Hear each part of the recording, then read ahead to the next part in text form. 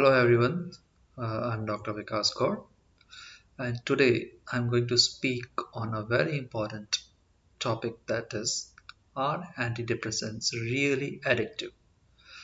Friends, this is a very common question which is asked in our routine clinical practice that, Doctor, you are prescribing antidepressant, but I have heard that a patient may become addictive on them. So let's start.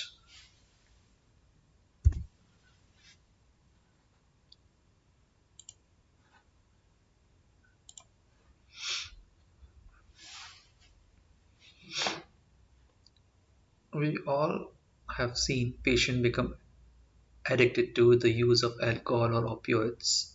However, we have not seen any patient start craving for antidepressants once being on antidepressant, and that is one of our biggest proof that antidepressants are not addictive.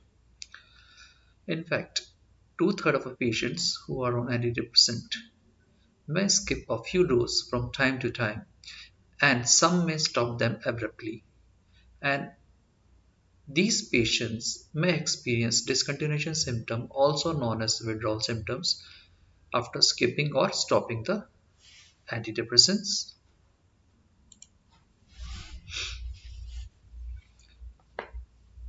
Once a patient skip few doses or stop the antidepressant abruptly, he or she may experience sleep disturbance, irritability, anxiety, tearfulness, and panic attacks, which may resemble the original symptoms of the illness for which the antidepressant was started. He or she may experience nausea, vomiting, diarrhea, and lack of appetite as GID symptoms. A typical complaint is a feeling of numbness or shock like or electric sensation in the whole body or tingling sensation. And these patients may also experience headache, tremor, flu-like symptoms, and sweating. Now, anyone who is taking antidepressant may experience discontinuation symptom and is not limited to a specific group of patients. The symptoms after abruptly stopping or skipping a dose may appear after 1 to 2 days or may take a few days to appear, but they may vary in duration, form, and intensity as there is a spectrum here. Some patients may experience mild and transient symptoms which are easily tolerated, and some patients may experience severe form of symptoms which are intolerable to them.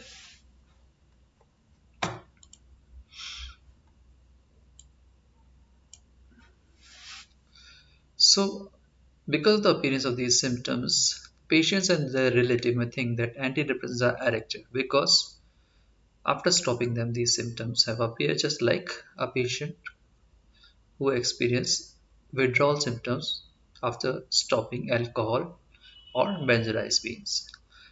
The symptoms may also be mistaken for a relapse of illness or emergence of a new physical illness.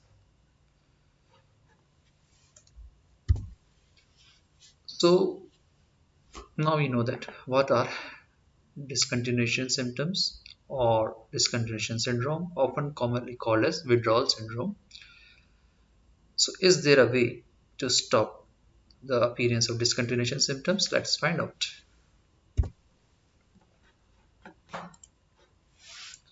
How we can avoid discontinuation symptoms? See, the most important rule here is that antidepressants should not be stopped abruptly or even the dose skipped for 2 or 3 days because it may lead to appearance of discontinuation symptoms.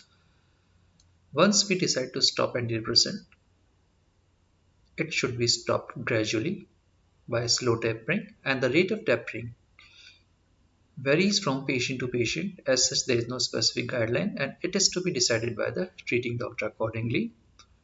In most cases, antidepressants, once decided to stop, may be slowly tapered down over a period of 1 to 4 weeks.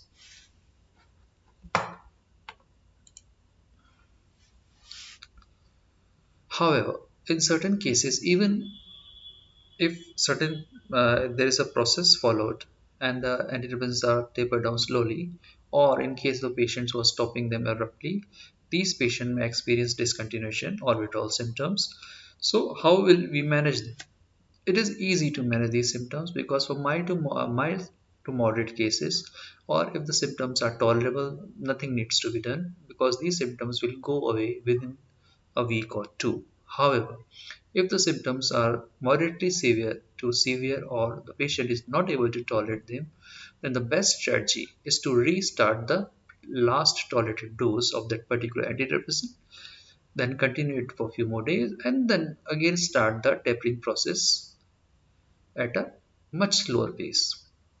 Or alternatively, if a patient is taking SSRI antidepressant like sertraline, escitalopram, these patients can be shifted on another antidepressant with a much longer half-life such as fluoxetine. It is much easier to taper down fluoxetine in comparison to antidepressants which are having short half-life. So I hope this helps and many of your queries are answered. If you have any other query, please feel free to ask me. Don't forget to subscribe my channel by hitting the bell button. Thank you for your patient listening. Goodbye.